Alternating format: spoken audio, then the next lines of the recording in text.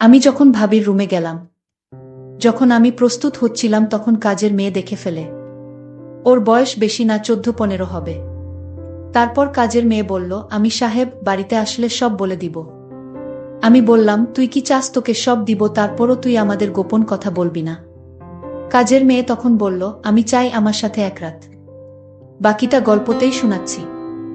আমি 22 বছরের যুবক, একটা ঔষধ কোম্পানিতে মেডিকেল রিপ্রেজেন্টেটিভ চাকরি করতাম। চাকরির কারণে আমাকে সবসময় ডাক্তারদের ভিজিট করতে হতো। একদিন বড় শহরের এক নামকরা হার্টের ডাক্তারের চেম্বারে গেলাম তাকে ভিজিট করতে। ডাক্তার এক রোগীকে দেখতে ছিল, আমি সেখানে বসে অপেক্ষা করতে লাগলাম। আমি বসে ডাক্তারের সহযোগীর সাথে গল্প করতে লাগলাম। তখন প্রায় রাত 9টা বাজে। এমন সময় এক সুন্দরী মহিলার সাথে একটা 16 বছরের মেয়েকে নিয়ে ঢুকতে দেখতে পেলাম। পরে জানতে পারলাম মেয়েটি মহিলার কাজের মেয়ে। মহিলার বয়স 25 হবে। দেখতে অনেক লম্বা আর অনেক সুন্দরী, যে কোনো ছেলে দেখলে তার প্রতি দুর্বল হয়ে পড়বে। আমি তার দিকে চেয়ে রইলাম। সে একটা হাতা কাটা চিকেন কাপড়ের জামা পরেছে। মহিলা আমার দিকে তাকিয়ে মুচকি হেসে বলল, আমি ডাক্তার দেখাবো, আমি ডাক্তারের অ্যাপয়েন্টমেন্ট চাই। ডাক্তারের সহযোগী ফাইল চেক করে বলল, আপনাকে 3 দিন পরে আসতে হবে, এর আগে সম্ভব না। মহিলা বলল, না ভাই প্লিজ, আমাকে কালকে ব্যবস্থা করে দিন। কিন্তু সহযোগী বলছে, না ম্যাডাম, কালকে কোনোভাবে সম্ভব না। এবার মহিলা কাউন্টারের সামনে এসে একটু ঝুঁকে আমার দিকে তাকিয়ে কেমন একটা হাসি দিয়ে বলল, আপনি একটু চেষ্টা করে দেখেন না। আমি তার দিকে চেয়ে রইলাম। আমি ভাবলাম এর সাথে খাতির হলে মনে হয় কিছু লাভ হবে। আমি বললাম, আপনি একটু বসেন, ডাক্তার ফ্রি হলে আমি আলাপ করে দেখছি। কিছুক্ষণ পর ডাক্তার ফ্রি হলে আমি তার রুমে গিয়ে বললাম, আমার এক পরিচিত রোগী আছে, আপনাকে কাল একটু সময় দিতে হবে। যেহেতু ডাক্তারদের আমরা অনেক সুযোগ সুবিধা দেই, তাই সে তার সহযোগীকে ঢেকে সব চেক করে আমাকে বলল, কালকে সকাল 10টায় আমি সময় দিতে পারবো। আমি এসে মহিলাকে বললাম, সকাল 10টায় সে আসতে পারবে কিনা। সে রাজি হলো এবং আমাকে অনেক ধন্যবাদ দিল। আমিও তার সাথে চেম্বার থেকে বের হয়ে এলাম। তাকে বললাম, ডাক্তার সাহেবকে বলেছি আপনি আমার পরিচিত, তাই সে রাজি হয়েছে। সে বলল, তাহলে কালকে আমার জন্য আপনাকে আবার আসতে হবে। আমি বললাম, এতে কোনো সমস্যা নেই, আপনার মতো সুন্দরী মহিলাকে সাহায্য করতে পেরে ভাল লাগছে। তার চেহারায় একটা হাসি দেখলাম। আমি বললাম, আমার নাম হামিদ। সে বলল, তার নাম রুবিনা। সে বিবাহিত, তার স্বামী সিঙ্গাপুর থাকে, সেও 15 দিনের ভিতর সেখানে চলে যাবে। সবকিছু রেডি হয়ে গেছে। এখানে সে আর তার শ্বশুর শাশুড়ি থাকে। আমরা আলাপ করতে করতে হাঁটতে লাগলাম। সে বলল, আমার বাসায় চলেন, এক কাপ চা খেয়ে আসবেন। আমি বললাম, আর একদিন যাব। কিন্তু রুবিনা অনেক অনুরোধ করল, এরপর আমি রাজি হলাম। তারা দুজন একটা রিকশায় উঠল। আমি আমার হোন্ডা নিয়ে তাদের পিছু পিছু গেলাম। তাদের বাসায় যেয়ে তার শ্বশুর শাশুড়ির সাথে আমার আলাপ করিয়ে দিল।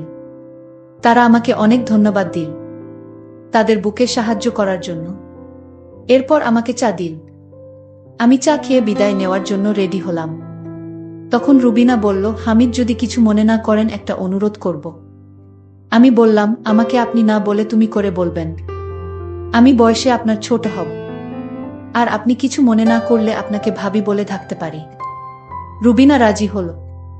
এরপর বলল, হামিদ, কালকে আমার শ্বশুর শাশুড়ি আমার ননদের বাড়ি যাবে, তাই কাজের মেয়েটা বাসায় রেখে আমাকে যেতে হবে।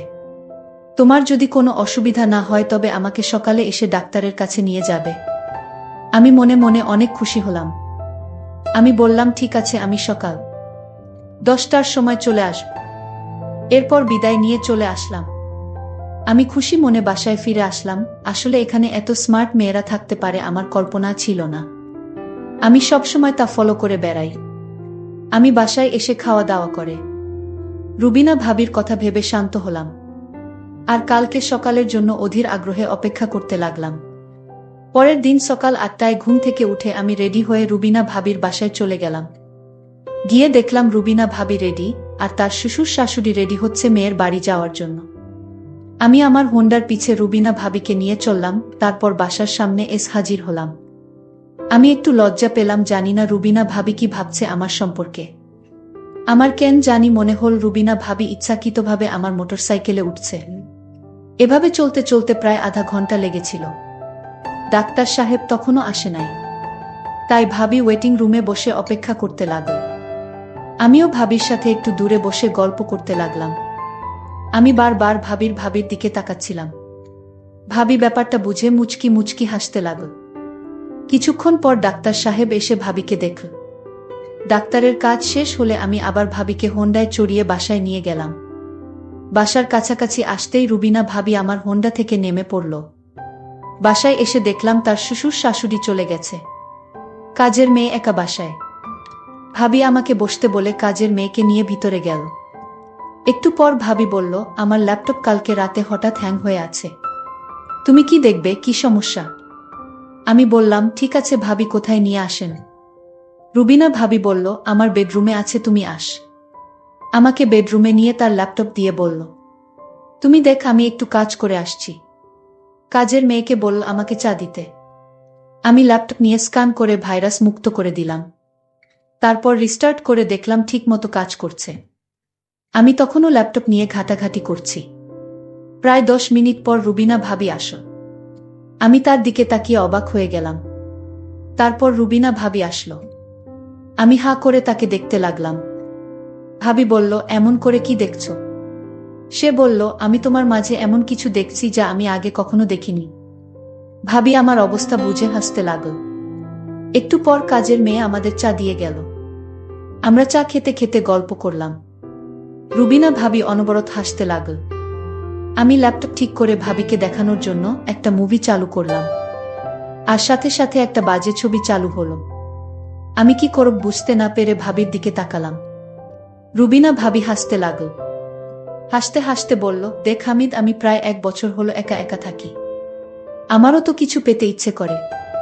কালকে তোমাকে ডাক্তারের চেম্বারে দেখে আমার ভিতরে কেমন জানি করছে। তোমাকে নিয়ে আমার মনের ভিতর একটা আশা জাগলো। আমি ল্যাপটপ বন্ধ করে উঠে দাঁড়ালাম। রুবিনা ভাবি হেসে উঠে গিয়ে রুমের দরজা বন্ধ করে দিল। রুবিনা ভাবি দরজা বন্ধ করে আমার সামনে আসলো। এমন সময় হঠাৎ করেই দরজার বাহির থেকে 16 বছরের কাজের মেয়েটা নখ দিয়ে ডাক দিল। আমি মনে মনে বললাম, আসার আর সময় পেলি না। রুবিনা ভাবিকে কাজের মেয়ে বলল, আপনি ওনাকে নিয়ে এখানে কি করছেন? রুবিনা ভাবি বলল, আমি যা খুশি তাই করছি। তোর তো সাহস কম না, আমি এখানে কি করছি তাই তুই জিজ্ঞেস করলি আমারে? কাজের মেয়ে বলল, ম্যাডাম, আমি তো খারাপ কিছু বলি নাই। ম্যাডাম বলল, তুই এখন যা, তোর রুমে গিয়ে ঘুমা। কাজের মেয়ে তখন বলল, ঠিক আছে ম্যাডাম, আমি যাব, কিন্তু আপনারা যা করছেন তা কিন্তু মোটেই ভালো না। সাহেব বাড়িতে আসলে আমি সব বলে দিব। কাজের মেয়ের মুখে এইসব কথা শুনে আমার মেজাজটা এত খারাপ হলো। আমি বললাম, এই ছোট লোক, আমি এখানে কি করছি যে তুই আমার স্বামীকে বলবে? ম্যাডাম, আপনি তো ভালো করে জানেন কি করতে চাইছেন। বাহিরের একটা লোক রাতের বেলায় কারো বাসায় এভাবে থাকতে পারে?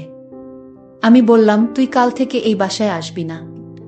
আমি তোর চেহারা দেখতে চাই না। তুই দিন দিন বড় পাকামি করছিস।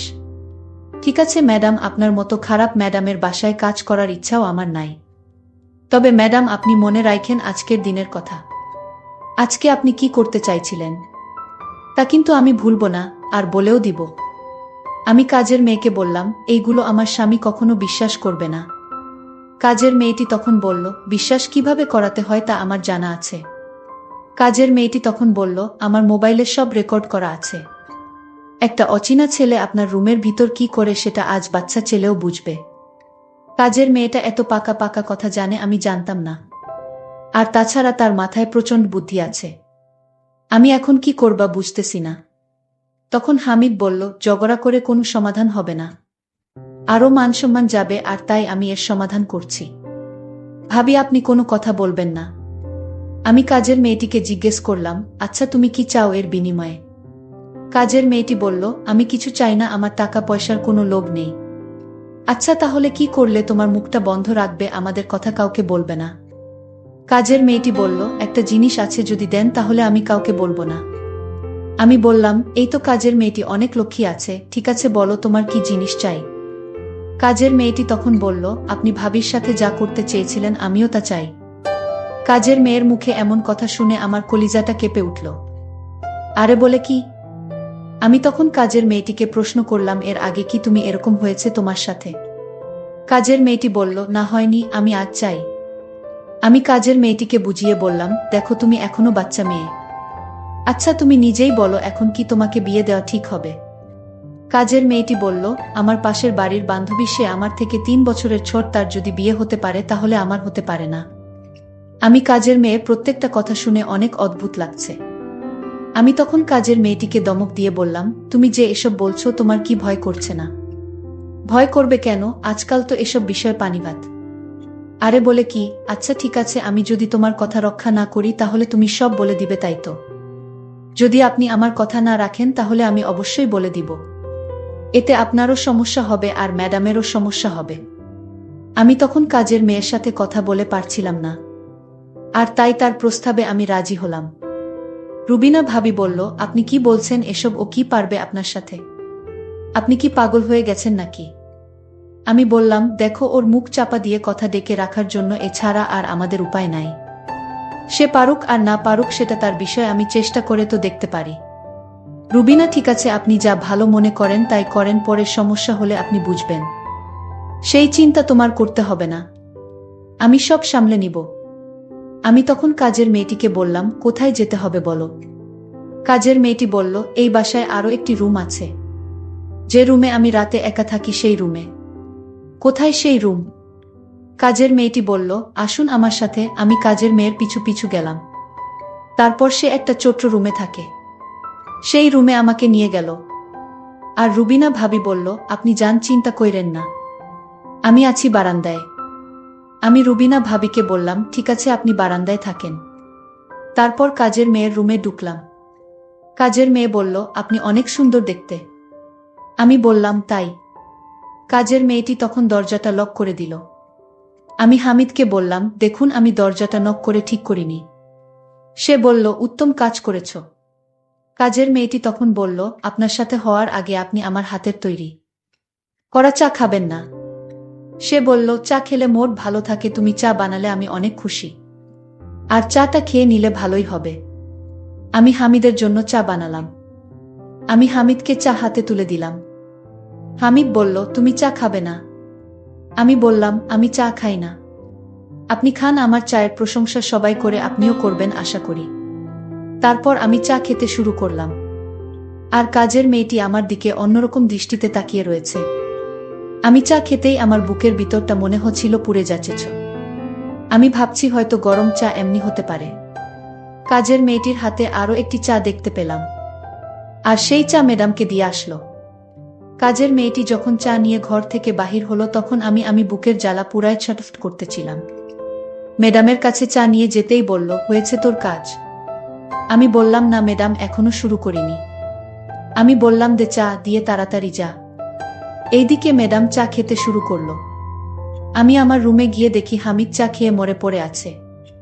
আমি এটাই চেয়েছিলাম। আমি কাউকে খারাপ কাজ করতে দিতে পারিনি, যে কাজ আল্লাহ পছন্দ করে না। আমি সেই কাজ করার আগেই আমি দুজনকেই শেষ করে দিয়েছি। আমার মনের ভিতর খারাপ উদ্দেশ্য ছিল না, আমার উদ্দেশ্য ছিল এই দুই শয়তানকে শেষ করার। বন্ধুরা, আজকের গল্পটি কেমন লাগলো তা অবশ্যই কমেন্ট করে জানাবেন। আর এরকম নতুন নতুন গল্প পেতে আমার চ্যানেলটিকে সাবস্ক্রাইব করে পাশে থাকবেন। ধন্যবাদ।